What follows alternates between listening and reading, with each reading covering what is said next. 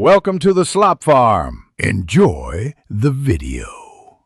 You start here, open your photos or gallery, and go straight to recently deleted. You need to act now because most systems auto-remove items after 30 days. That timer is the main why.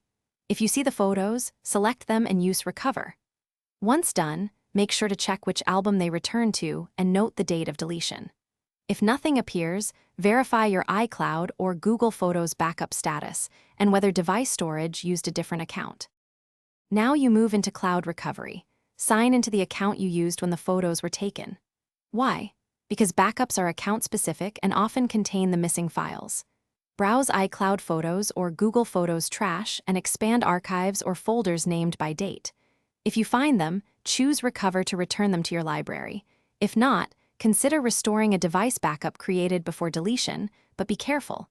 A full restore can overwrite recent data. Make sure you have a fresh backup before proceeding.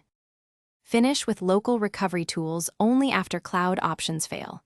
You'll install reputable recovery software on a computer, connect the device, and run a deep scan.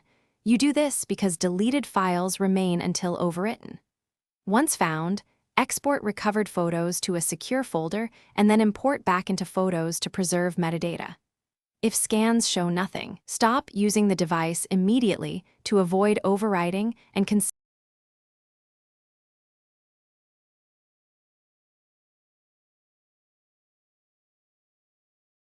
Thanks for watching. Consider subscribing if we helped you today.